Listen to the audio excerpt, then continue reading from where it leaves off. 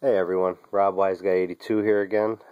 Third video of the night. It's super late, but I just wanted to get this. I just wanted to get this one done tonight, just in case I'm running around and I don't have time to do it tomorrow. But so this right here, I wanted to show you guys some of my favorite signed books that I purchased this year. Unfortunately, I still have not been able to get out and get any of these signatures myself. Pretty lame, but I'll get to it. I've got some plans for this coming up year, so hopefully we'll be able to take care of some of those comic book bucket list things. And but I thought for a backdrop of this video, this isn't something I got this year, but this is the pinnacle of my signed books that I have. This is the Wolverine for #1 miniseries from 1982, signed by just about everybody. The only people missing from this is Frank Miller and Chris Claremont, the writer and artist, at least cover artist. But it has some very, very key. The first one, and I'm going to mention this every time, that doesn't necessarily belong on this, but Stan Lee right here in the middle. We've got Len Wein, one of the creators of Wolverine, right here to the right. One of my favorites, Herb Trimpe, another creator, the first person to draw Wolverine in Hulk 180, that big gorgeous panel. And then of course this right here is a sketch by the man himself, Herb Trimpe. We have Rubinstein, Joe Rubinstein right here. And then we've got Louise Simonson, tough to see, right here. So that's the, that is my, oh, and it's, you guys can't see, it's a 9896 CGC. Somebody put it wasn't me, but somebody put a lot of work into getting this done. You can see that it was Stan Lee first, and then Len Wein, and then a month or a couple weeks later, Louise Simonson and Joe Rubinstein, and then, oh yeah, so it was like a couple of, all within like 3 weeks that the person had these done. Very, very cool. Okay, so the next thing I want to talk about, and this is because, and I left a comment on my last video going over my top comics of 2016. I was talking about my perfect book, and of course, with perfect timing from the 10-minute mark, that cuts my sound off. I missed it. Classic. Very fitting. Talking about my perfect book, Department H. And I'm just going to keep saying it. Everybody should be reading this book. It is perfect all the way around, from the title, Department H, depth. This is a very noir feeling story, but it takes place underwater. So like I said, everything is perfect. It's very, you feel submerged when you're reading this book, and it's the storytelling, the art, the atmosphere, everything is perfect. It feels like you're running out of time, like everything is going to just crumple around you, and it's, I love this book. I can't say enough about it. So that's what I was saying when the frickin' video cut me off. So perfect book right here of the year. Okay, so these are my favorite. I showed a couple of them, a couple of awesome ones, but I don't think I got those this year. I may have. But I love it when the creators go above and beyond when they do their signatures and they don't just put their name. I always look at the, the color. I love the gold and the silver and the bronze and the different color signatures. But this one is great. This is one of my favorite books of 2016. It was an 8-issue miniseries by Simon Spurrier, Jeff Stokely, Andre May. This is The Spire. It is a high fantasy procedural crime murder mystery. it's like an episode of Law and Order Fantasia. It's not Disney, but it's just, it was so freaking good. You guys should all be checking it out. Simon Spurrier has been putting out some amazing books. But their motto is "Proud stands the spire," and as you guys can see, Si Spurrier wrote it awesomely right there with a great signature, and then Jeff Stokely as well. I had to have it when I saw it. I got it for like $13 or something ridiculous. This right here, I got a book that was damaged, so to make it up, the gentleman sent me a bunch of pictures. This was one of them. The Ninja Turtles are nostalgic for me. I grew up with the Ninja Turtles, not with the comics, unfortunately, but with the TV shows and the action figures, and it was my favorite.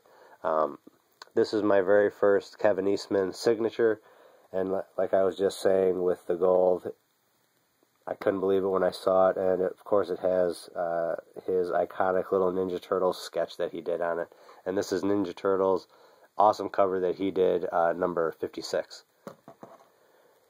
This one right here, I've got a bunch of these. You guys have seen them. I've got gold ones, I've got bronze ones, but this right here is the first red one I saw, and I thought it just looked so perfect with this cover. Destined to Win is one of my favorite watercolor. I'm telling you, he's got to be a waterbender, because, him, you'll see Emmy Lennox here in a minute, and my favorite, David Mack, they can just do things with watercolor that most people shouldn't be able to do. But I thought that was just freaking amazing. Destined to Win signature in red. I had to have it. That's one of my favorites in my collection. And then I was just saying, Emmy Lennox, this is another one of my favorites. Like I said, it's, I appreciate it when they take the care. And Emmy Lennox is just awesome. She did it right on the t-shirt, like our one of our main characters, I forget her name, just went to, and you could see right here, it was done at what is that? Emerald City Comic Con, ECCC, in 2016, and I had to have it. I got it for next to nothing. I think I paid like $10 for it or something, and this was one of my, this was a fantastic little 5-issue miniseries. Very, very cool. This should have been on my list for one of my favorites of the year as well. So again, with the watercolors, she's just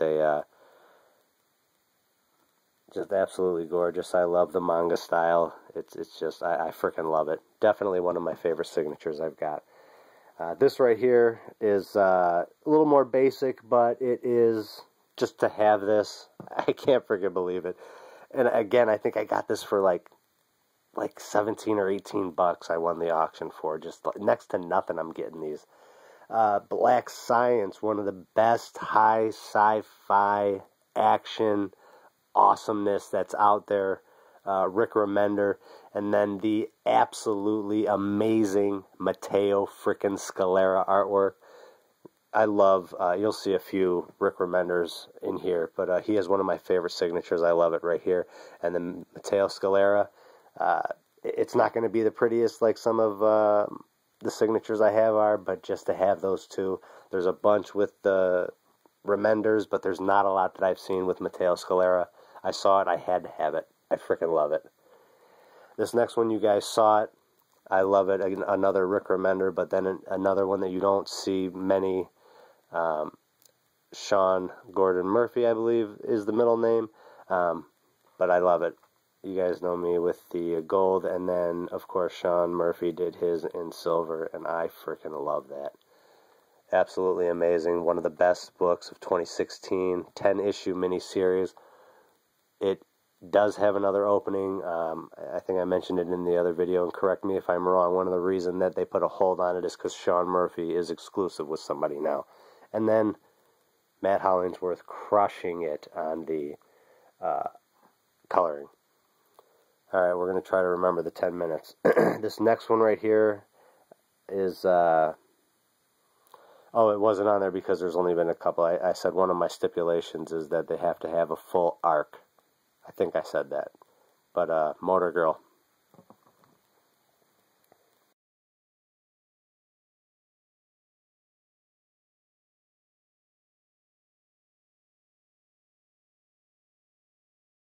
said it, those first books, they had to have come out, the first issue had to have come out in 16, and then they had to have had at least one full story arc.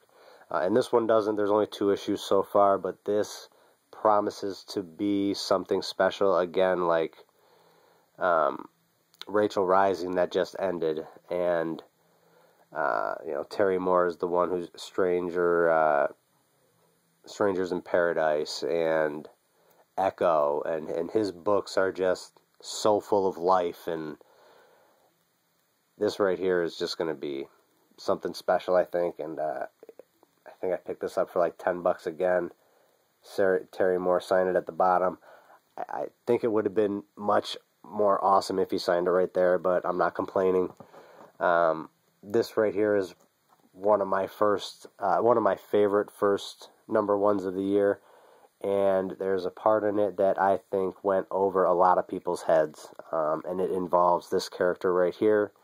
A couple people I was even talking about it with my comic shop, and they did not catch it, and it turns the whole story around when they notice it. So you got to pay attention. He is a brilliant writer and an amazing artist. This is going to be one of my favorite books to come, and I hope we get at least 40 issues like we've been getting for the last couple of series that he did. I can't wait to see what we got going on with this.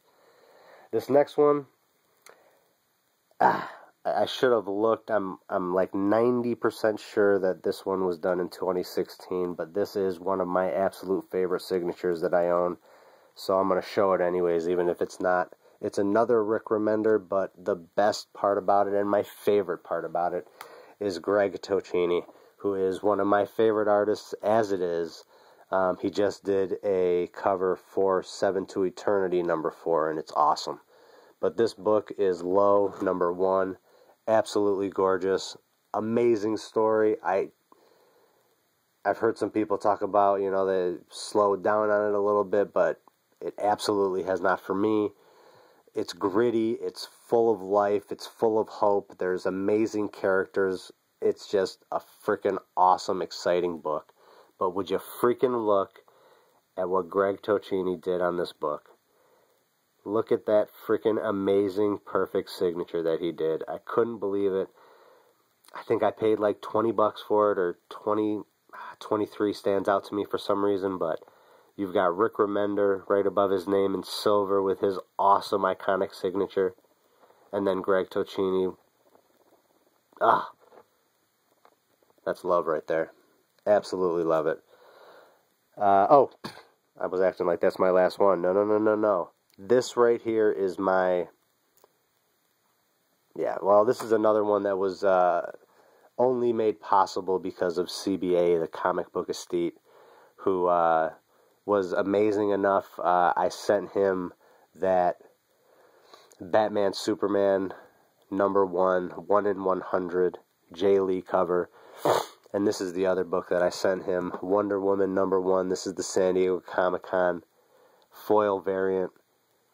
I don't know how many of these they made, but this book, I got these books in a bundle with like 9 or 12 other books. I got them for like $12 a piece. A few days later, they're selling for $100. There's ones that are slabbed that are selling for a few hundred. I even saw a 9.9 selling for like $1,000. And I don't know if you guys have seen it, but there's a gold foil variant.